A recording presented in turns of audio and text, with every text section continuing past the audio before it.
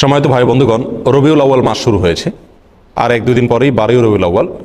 এই দিনটি উপলক্ষে গোটা বিশ্বের মুসলিমদের বিরাট একটি অংশ তারা নবী সাল্লাল্লাহু আলাইহি সাল্লামের জন্মদিবস উদযাপন করে থাকেন। আবার এর বিপরীতে আমরা অনেকেই এই জন্মদিবস উদযাপন করি না, ইসলাম বহির্ভূত একটি কাজ বলে আখ্যায়িত করি। তো এই নিয়ে একেবারে সাধারণ মুসলমানদের অনেকেই, যারা আসলে ইসলাম পরিষ্কারভাবে তাদের কাছে স্পষ্ট না, ইসলামের বিধিবিধানগুলো একেবারে ক্লিয়ার না, ইসলামের মূলনীতি সম্পর্কে যাদের খুব বেশি ধারণা নাই, তারা অনেকে ধোঁয়াশার ভেতরে পড়ে যান যে আমরা কোনটাকে সঠিক বলবো আর কোনটাকে ভুল বলবো। তো এই জন্য আজকে আমরা সংক্ষেপে কয়েকটি পয়েন্ট উল্লেখ করতে চাই। কেন আমরা ঈদে মিলাদুন নবী এটাকে বেদাত বলি, কেন আমরা 12ই রবিউল আউয়াল নবী জন্মের আনন্দ উৎসব উদযাপন করাকে শরীয়ত বহির্ভূত বলি, এর সঙ্গে ইসলামের কোনো সম্পর্ক নেই এই কথাটি আমরা কেন বলি, তার 5-6টি কারণ আমরা আজকে সংক্ষেপে উল্লেখ করবো। ওমা তৌফিক ইল্লা বিল্লাহ। তোমাদেরকে রাসূল যা দিয়েছেন সেটাকে ধরো, গ্রহণ করো নাও, আর রাসূল যেটা নিষেধ করেছেন সেটা থেকে দূরে থাকো, বিরত থাকো, বাস। এই দুই কথা ইসলাম হয়ে গেল। এই মূল বিষয়টা যদি জানা না থাকে তাহলে সারা জীবন ইসলাম চর্চা করব, কিন্তু ইসলাম কি সেটাই বোঝা হবে না। এই মিলাদুন নবী 12 রবিউল আউয়াল উপলক্ষে যেটি অনেক ভাইরা করে থাকেন আমরা সেটা করি না, করতে নিষেধ করি। অনেক ওলামা একরাম নিষেধ করেন। সেটা কেন নিষেধ করেন তার বলছি আমরা কয়েকটি কারণ উল্লেখ করব। নাম্বার 1, সর্বপ্রথম কারণ হলো রবিউল আউয়ালের 12 তারিখে নবী জন্মের আনন্দ উৎসব বা ঈদে মিলাদুন নবী যে পালন করা হয়ে থাকে এর ভিত্তিটা একেবারেই দুর্বল। নবী সাল্লাল্লাহু আলাইহি সাল্লামের জন্ম রবিউল আউয়ালের 12 তারিখে হয়েছে এরকম মত ইতিহাসের বই পুস্তকে পাওয়া যায়, কিন্তু এর বিপরীত মত বেশি এবং শক্তিশালী। নবী সাল্লাল্লাহু আলাইহি সাল্লামের জন্ম রবিউল আউয়াল মাসে হয়েছে এটা মোটামুটি প্রায় নিশ্চিত, কিন্তু এই মাসের কোন তারিখে হয়েছে সে তারিখটা নিয়ে ইতিহাসবিদদের মধ্যে নানা রকমের মত পাওয়া যায়। সবচাইতে গ্রহণযোগ্য মতগুলোর ভিতরে অন্যতম হলো 9 রবিউল আউয়াল।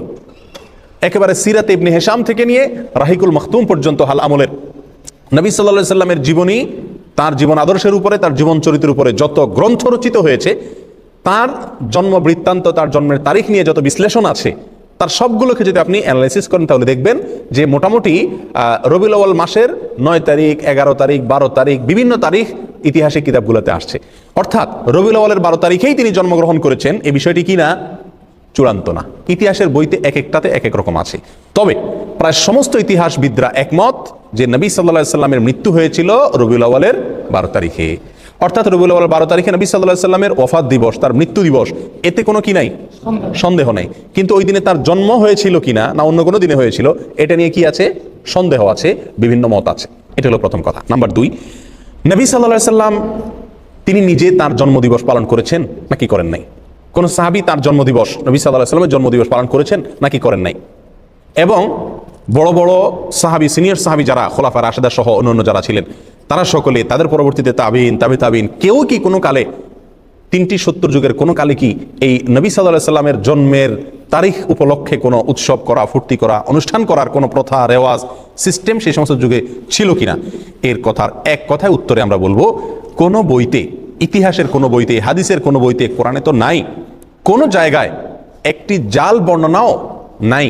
কোনো ভাইরা দেখাতে পারবেন না। যেসব ভাইরা মনে করেন সঠিক, তারা মেহরবানি করে কিতাবপত্র ঘেটে একটি সূত্র বের করুন যে সূত্রে পাওয়া যায় যে নবী সাল্লাল্লাহু আলাইহি সাল্লামের জন্মদিবস বা জন্ম তারিখ এটা উদযাপন উপলক্ষে রবিউল আউয়ালের 12 তারিখে বা বছরের কোনো একটা দিনে সাহাবায়ে কেরাম, নবী সাল্লাল্লাহু আলাইহি সাল্লাম নিজে অথবা তার পরবর্তী তাবিন কোনো যুগে কেউ কোনো ধরনের অনুষ্ঠান করেছেন অথবা কোনো ধরনের উৎসব করেছেন, এরকম কোনো বর্ণনা কোনো হাদিসের কিতাবে, কোনো ইতিহাসের কিতাবে জাল, জয়ীফ, মিথ্যা, বানোয়াট বর্ণনাও নেই।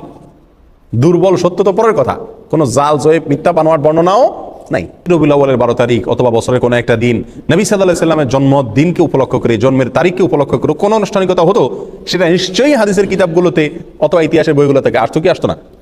সাহাবায়ে কেরামের জীবন ইতিহাস, নবী সাল্লাল্লাহু আলাইহি সাল্লামের ব্যক্তিগত পুঙ্খানুপুঙ্খ কাজগুলোর বর্ণনা, বিবরণ হাদিসের কিতাবগুলোতে আসছে কি আসে নাই? স্ত্রীর সঙ্গে কি করলেন, ঘরের ভিতরে কি করেছেন, ঘুমে কি করছেন, টয়লেটে কি করতেন, এরকম ব্যক্তিগত বিষয়গুলো পর্যন্ত হাদিসের কিতাবগুলোতে এসেছে। সেখানে নবী সাল্লাল্লাহু আলাইহি সাল্লামের জন্মের দিনটাকে, তারিখটাকে উদযাপনের কোনো প্রথা, প্রচলন যদি থাকতো সেটা অবশ্যই আসতো, কিন্তু নাই। নাম্বার 3, আমাদের যে সমস্ত ভাইরা মিলাদুন নবী উদযাপন করে থাকেন তারা বলেন যে মিলাদুন নবী তথা রবিউল আউয়াল 12 তারিখ এটা হলো সাইয়্যিদুল আয়াদ, অর্থাৎ নবী সাল্লাল্লাহু আলাইহি সাল্লামের জন্মদিবসের উপলক্ষে যে খুশি উদযাপন করা হয় এটা নাকি সকল ঈদের সেরা ঈদ। অর্থাৎ বছরে 2টা ঈদ আছে, এছাড়া আরও যত ঈদ উৎসব ফুর্তি হতে পারে, সমস্ত ঈদ উৎসব ফুর্তির ভিতরে সবচেয়ে বড় ফুর্তি সকল ঈদের শ্রেষ্ঠ সেরা ঈদ নাকি মিলাদুন্নবীর ঈদ। সেসব ভাইদের কাছে আমরা প্রশ্ন রেখে বলতে পারি যে শরীয়তে দুইটা ঈদ আছে, নবী সাল্লাল্লাহু আলাইহি ওয়াসাল্লাম আমাদের জন্য দুইটা ঈদ রেখে গেছেন, একটা ঈদুল ফিতর আর একটা ঈদুল আজহা। এর বাইরে আরেকটা ঈদ আছে, সেটা হলো যে সাপ্তাহিক ঈদ শুক্রবারের দিন। এটাকে কোনো কোনো হাদিসে ঈদের দিন বলা হয়েছে, সপ্তাহের ঈদের দিন, গরিবের ঈদের দিন ইত্যাদি বলা হয়েছে। তাহলে শুক্রবার সাপ্তাহিক আর এছাড়া বাৎসরিক দুটি ঈদ, ঈদুল ফিতর ঈদুল আজহা, দোনো ঈদে কি আছে? ঈদের নামাজ আছে, ঈদের নামাজ আছে, নবী সাল্লাল্লাহু আলাইহি ওয়াসাল্লাম পড়েছেন। তাহলে এই রবিউল আউয়াল 12 তারিখকে যারা ঈদের দিন বলেন, শুধু ঈদের দিন না সকল ঈদের সেরা ঈদ বলেন, তাদের কাছে আমাদের প্রশ্ন হলো এই ঈদের নামাজ কয়টা বাজে পড়ে? দোনো ঈদের একটা নামাজ আছে কিনা? এমনকি শুক্রবারেরও কি আছে? জুমার নামাজ, বিশেষ নামাজ আছে।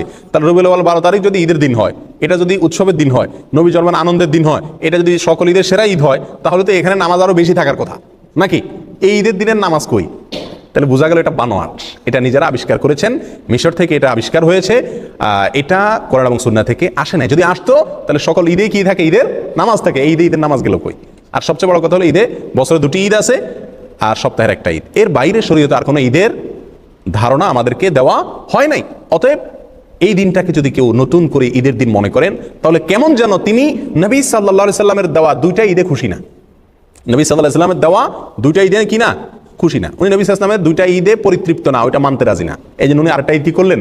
যুক্ত করে নিলেন। প্রিয় ভাইরা, এটা যদি সকল ঈদের সেরা ঈদ হতো, তাহলে মদিনায় আসার পরে সাহাবা একরাম যখন নবী সাল্লাল্লাহু আলাইহি সাল্লামকে বললেন, ইয়া রাসূলুল্লাহ, ইহুদিরা তারা তাদের উৎসবের দিন আছে, আমাদের জন্য আপনি উৎসবের দিন ঠিক করে দেন। তাহলে নবী সাল্লাল্লাহু আলাইহি সাল্লাম সেদিন বলতে পারতেন, ঠিক আছে, তো আমার জন্মদিন তো উৎসবের দিন, এটা তোমরা করো, ফুর্তি করো।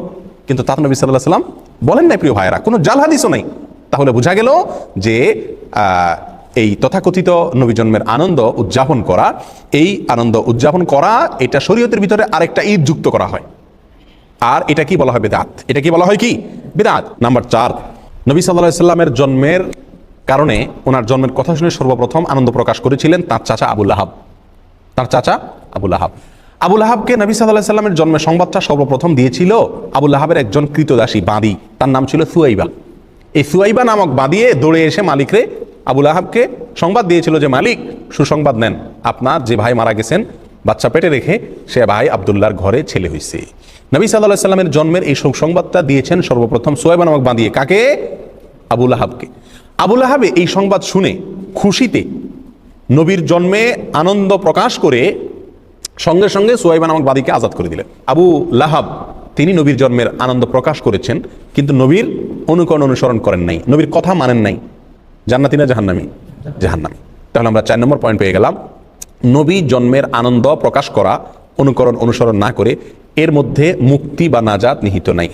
নাম্বার 5, নবী সাল্লাল্লাহু আলাইহি সাল্লামের জন্ম এটা আসলে পালন করার বিষয় না। পালন করা মানে অনুসরণ করা, অনুকরণ করা নাকি? কিন্তু তার যে বর্ণাঢ্য জীবনী, বিশেষ করে তিনি নবী হয়েছেন 40 বছর বয়সে, এরপরে 63 বছর বয়স পর্যন্ত 23 বছর যে হায়াত পেয়েছেন, এই 23 বছরের যে জীবন, এই জীবনের প্রতিটি কাজ, প্রতিটি কথা, সেটা আমাদের জন্য অনুকরণীয়, অনুসরণীয়। ইহুদিরা, খ্রিস্টানরা তারা যে সমস্ত কাজ করে, আমরা তার অনেকগুলোকে আমাদের ধর্মের ভিতরে ধর্মীয় কাজ হিসেবে আমরা সেটাকে আমদানি করছি। নবী সাল্লাল্লাহু আলাইহি সাল্লাম বহু বছর আগেই বলে গেছেন, লা তাত্তাবিউন্না সুনানা মান কানা ক্বাবলাকুম, তোমরা তোমাদের পূর্বে যে সমস্ত জাতি গত হয়ে গেছে তাদের অনুসরণ করবা, একেবারে শিবরান বিশিবরিন ওয়া যিরাআন বিযরাইন, বিগতে বিগতে, হাতে হাতে। তারা যদি গর্তে ঢুকে তোমরাও যায় গর্তে ঢুকবা, এরকম তাদেরকে অনুসরণ করবা। খ্রিস্টানরা ঈসা আলাইহিস সালামের জন্মদিবস উদযাপন করে, তাদের ধর্মীয় কর্মকাণ্ড হিসেবে তারা এটা করে। এটা দেখে আমাদের অনেক ভাইরা চিন্তা করলেন, তাহলে আমাদের নবীর একটা জন্মদিবস, সম্ভাব্য জন্মদিবস আমরা উদযাপন করি। এটা মূলত আসছে খ্রিস্টানদের কাছ থেকে। এই কারণে আমরা এই দিবসটা কি করি না? উদযাপন করি না। এই সমস্ত কারণে আমরা কি করি না? এই তথাকথিত ঈদে মিলাদুন্নবী এটা উদযাপন করি না। আর আমরা এটা না করার কারণে, এটাকে আমরা বেদাত বলার কারণে আমাদের সে সমস্ত ভাইরা যারা এগুলো উদযাপন করেন তারা বলেন এগুলো নবীর দুশমন। আমরা নাকি কি? নবীর দুশমন। ওনারা নাকি নবীর প্রেমিক। আল্লাহ সুবহানাহু ওয়া তাআলা আমাদেরকে এই সঠিকটা বোঝার তৌফিক দান করুন। আল্লাহ তাআলা আমাদের সকলকে দিনকে দিন হিসাবে গ্রহণ করার, হককে হক হিসাবে বুঝার, বাতিলকে বাতিল হিসাবে বুঝার মতো সেরকম শক্তি আল্লাহ তাআলা আমাদের সকলকে দান করুন।